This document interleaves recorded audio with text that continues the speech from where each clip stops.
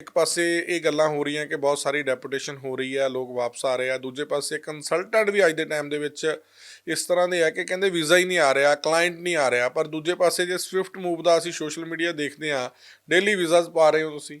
जी जी। देखो सर, ये तभी है पॉसिबल, तभी है कि पैकेजेस नहीं करते हम लोग, सही सलाह देते हैं क्लाइंट को।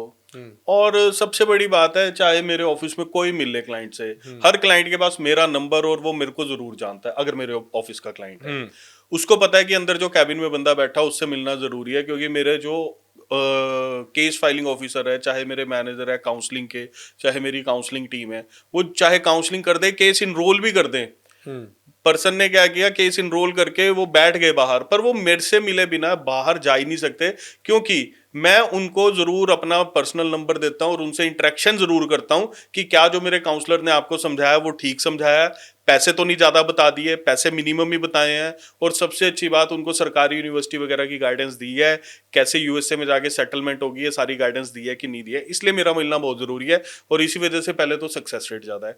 दूसरा रीजन इसका है इंटरव्यू प्रिपरेशन। जो हम इंटरव्यू प्रिपेयर करवा रहे हैं, वो आपको रिसेंट जो क्वेश्चन आंसर चल रहे हैं उनके बेस पे इंटरव्यू प्रिपेयर करवाया जा रहा है, जिसके कोई चार्जेस नहीं ले रहे हम लोग इंटरव्यू प्रिपरेशन के। आपने ऑफलाइन कर रहे हैं, बच्चे ऑनलाइन कर रहे हैं, सारा दिन मेरे पास 2 ट्रेनर है, वो सारा दिन बच्चों को ट्रेनिंग देते रहते हैं इंटरव्यू प्रिपरेशन की। इवन साथ के साथ पर्सनैलिटी डेवलपमेंट की क्लासेस भी बच्चों को दी जा रही है। ये सेकंड रीजन है अगर मैं बात करूं। तीसरा रीजन ये है हमारा कोर्स सिलेक्शन और हमारी यूनिवर्सिटी सिलेक्शन। बच्चा कहाँ मात खा जाता है यूएसए वाला? बच्चा मात खाता है जब उसको पता लगता है कि जो मैंने यूनिवर्सिटी ली है वो प्राइवेट चली गई है, जो मैंने कोर्स लिया है वो रेलिवेंट नहीं है।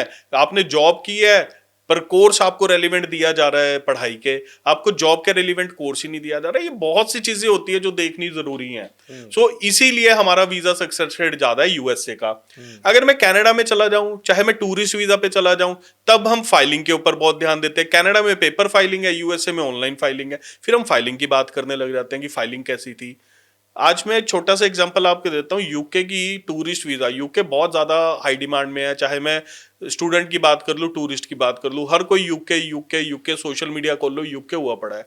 यूके में रिफ्यूजल क्यों आ रहे हैं टूरिस्ट वीजा पे? मेरे पास इतने केस आते हैं यूएससी यूके की जो रिफ्यूजल लेटर उस पर लिखा आता है कि किस वजह से रिफ्यूज कर दिया। सबके रिफ्यूजल ही फंड की वजह से आ रहे हैं। सारे केस लेना जान रहे हैं, पर कोई ये नहीं बता रहा कि अगर यूके का रिफ्यूजल आ गया तो आपके पास पैसे 6 महीने पुराना और कितना पड़ा होना चाहिए, कैसे उसकी कैलकुलेशन करनी है, कैसा पैसे स्पेंड करोगे, किस होटल में रहोगे, किस जगह जाओगे, बहुत सारी चीजें हैं जो मायने रखती है। दैट्स वाई हमारा वीजा सक्सेस रेट अच्छा है, और ये मैं ऐसे ही मेंटेन करके रखूंगा। ऐसा नहीं है कि आप लोगों ने मेरे ऊपर भरोसा किया, जहां पहले मेरे पास 1 क्लाइंट अप्लाई करता था, आज वहां मेरे पास 10 क्लाइंट अप्लाई कर रहे हैं।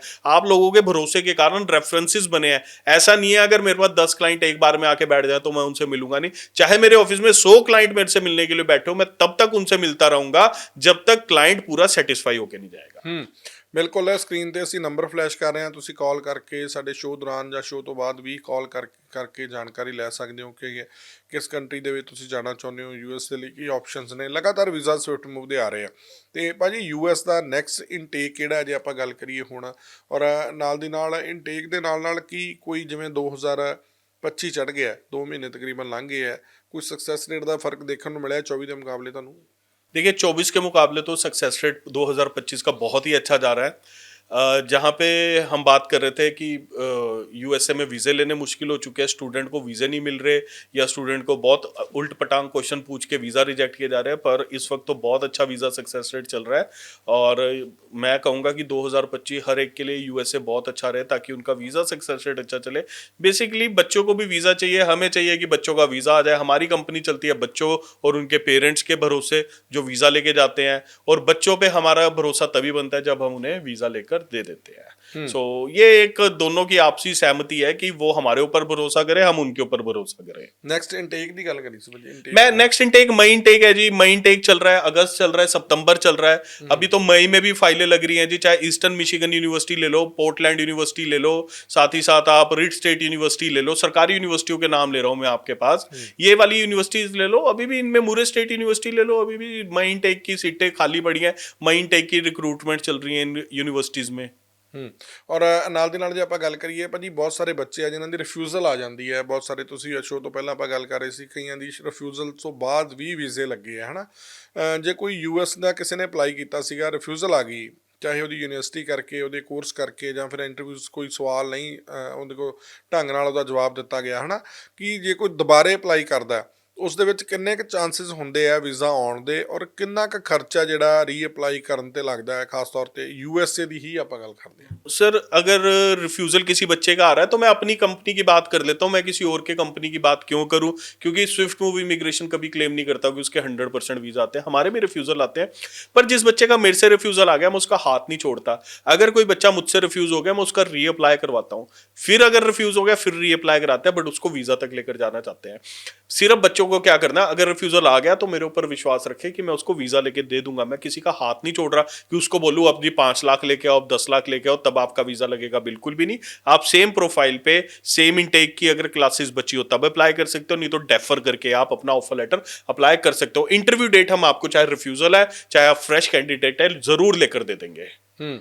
ਬਿਲਕੁਲ ਇੰਟਰਵਿਊਜ਼ ਡੇਟ ਦੀ ਤੁਸੀਂ ਭਾਜੀ ਗੱਲ ਕੀਤੀ ਹੈ। ਹੁਣ ਇਸ ਟਾਈਮ ਪਹਿਲਾਂ ਪਿੱਛੇ ਜੇ ਬਹੁਤ ਸਾਰੇ ਸਹੀ ਤਰੀਕੇ ਦੇ ਨਾਲ ਹੋ ਗਿਆ ਸੀ ਹੈ ਨਾ, ਜਿਵੇਂ ਆਪਾਂ ਕਹਿ ਦਈਏ ਸਲੌਟ ਬੁਕਿੰਗ ਦੀ ਗੱਲ ਹੈ। ਟਰੰਪ ਨੇ ਗਵਰਨਮੈਂਟ ਆਉਣ ਤੋਂ ਬਾਅਦ ਵੀ ਉਹਨਾਂ ਨੇ ਕਿਹਾ ਕਿ ਅਸੀਂ ਮਿਲੀਅਨਸ ਲੋਕਾਂ ਨੂੰ ਜਿਹੜੇ ਆ ਅਪਾਇੰਟਮੈਂਟਸ ਦੇਣੀਆਂ ਨੇ ਹੈ ਨਾ, ਪਰ ਹੁਣ ਫਿਰ ਕਹਿੰਦੇ ਜਿਹੜੇ ਰਿਫਿਊਜ਼ਲ ਵਾਲੇ ਨੇ ਉਹਨਾਂ ਨੂੰ ਅਪਾਇੰਟਮੈਂਟ ਲੈਣ 'ਚ ਪ੍ਰੋਬਲਮਸ ਆ ਰਹੀਆਂ ਨੇ। देखो सर प्रॉब्लम आ रही है यूएसए में, अगर आप चाहे रिफ्यूज़ल वाले हैं चाहे आप B1 B2 के कैंडिडेट है, प्रॉब्लम आ रही है, बट उसका हमारे पास ऑप्शन है। उसके लिए आपको मेरे ऑफिस में आना पड़ेगा, वो मैं आपको पूरा गाइड कर दूंगा इंटरव्यू डेट आप कैसे ले सकते हैं। साथ ही साथ ना यूएसए में सर मैं कुछ बोलना चाह रहा हूँ अपने सभी क्लाइंट्स को, एक चीज़ बताना चाह रहा हूँ।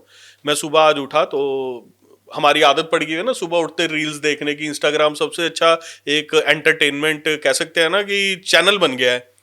तो वैसे ही मैंने अपनी इंस्टाग्राम की रील्स खोली और उस रील में मैं एक वीडियो देख रहा था जिसको देख के मेरे को लगा कि ये मेरे को अपने शो में ज़रूर बोलनी चाहिए। तो जी 2 बंदे आपस में बात कर रहे हैं, पंजाब दे जी सारे बंदे ठग ने, एजेंट रील बना रहा है। ये मैं चैनल पे क्यों बोल रहा हूँ आपके, ये बात बोलनी बहुत ज़रूरी है। पंजाब दे सारे एजेंट ठग ने। पहले तो मैं सोचूं, मैंने कहा तू भी एजेंट ही है, ठीक है जी। पंजाब दे सारे एजेंट ठग ने, जे तुसी यूएसए अप्लाई करना तो सिर्फ मेरे को लाओ चलो। मैंने कहा पूरी रील सुनते हैं।